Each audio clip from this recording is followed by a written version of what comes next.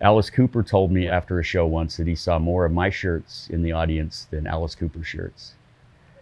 And I think he was telling me the truth. My name is Kevin Kirk, and I opened the heavy metal shop in 1987 when I was 25 years old. When I opened my first store, was an all-around, all kinds of music. It was called the CD shop, and CDs were fairly new, so I sold a lot of CDs. But I was more into the hard rock, heavy metal stuff myself, so I decided to change the name to the heavy metal shop and just focus on that, more of that type of music. And once I changed the name to the heavy metal shop, we were in Sandy, Utah for 2 years, and then moved to Sugar House in '89, and then moved downtown on Exchange Place for 22 years. And then we just recently moved a few blocks away from the Exchange Place location where we're at now in July. My grandson drew this when he was 10, the Slayer, and I have it tattooed on my leg now too. And then my son drew this when he was 26. So I did a collaboration. That's probably one of my favorites just because it's a family thing, my grandson and my son. Well, definitely these socks that, I love the new socks. The quality is so much better than what we've had before. And I love how they put the little sticker on there too. That's a sticker you can pull off. But yeah, real high quality. I got some on right now. And it's always a thrill to see people wearing the stuff. I see it everywhere. When I travel, but seeing just around town too. I see, just in Salt Lake. Yeah, this one I wanted to make a pentagram pizza T-shirt. So I ordered the pizza, told them not to cut it, and then I cut it. And we put it on T-shirts, I put it on a mug, but me and my evil grandkids ate that pizza. This artwork, Wes Freed did for me in 2006.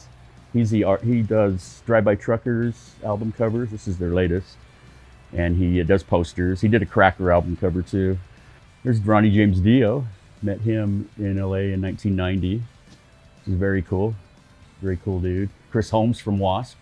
And this was actually by a swimming pool in Los Angeles. If you've ever seen the Metal Years, the movie, you would get the swimming pool reference. Here's some of my favorites. Wurzel and Filthy Animal from Motorhead.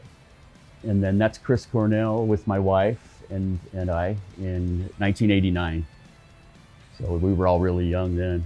I love selling music though. I love kids getting into music that I love. And I love talking music with people, where they have the same passion for it. I love that part of it. Ryan Adams has come in the shop a few times. Travis Barker came in a couple of times. Rock and roll kicked off its world tour last night at the Salt Palace with the likes of Alice Cooper and Judas Priest. So Alice Cooper started his tour in Salt Lake in 1991. He was on tour with Motorhead, Judas Priest. So I gave Alice a heavy metal shop tank top the day before the show. And then when we went backstage at the show, he told me, he said, yeah, I wore your shirt on the news tonight. Rock and roll is, it's street music and it's rebellious music. And it doesn't necessarily mean it's going to destroy your family. I mean, people have been doing rock and roll for years now, and most of everybody grows up pretty healthy. There's been many over the years wear the clothing.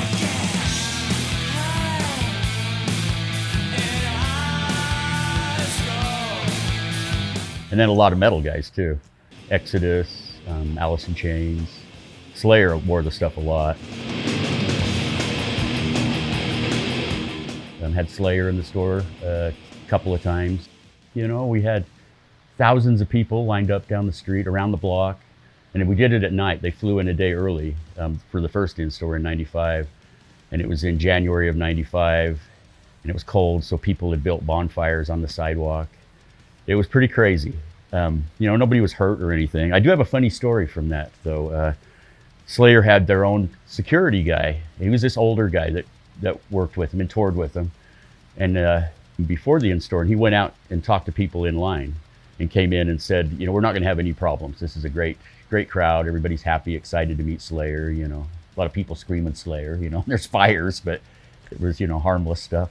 I was been back. I had to talk to the police a couple of times, but he told me that he used to work for Michael Bolton, and he said that those audiences, those women were scarier than any Slayer audience that he'd ever seen. So it's just kind of funny.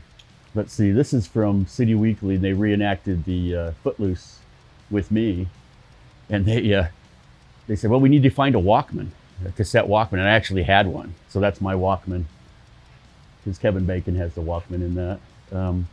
And we had Rob Halford in the store when he was in Fight, right after, Painkiller was The Last Priest, and then the Fight album was a couple years later. That was one of the coolest things, having Rob Halford in the store. There's Ozzy, with my wife and I. And that was the No More Tours tour in 92, 93. There's Amigo the Devil, and he's got one of my stickers on his banjo case, which is cool.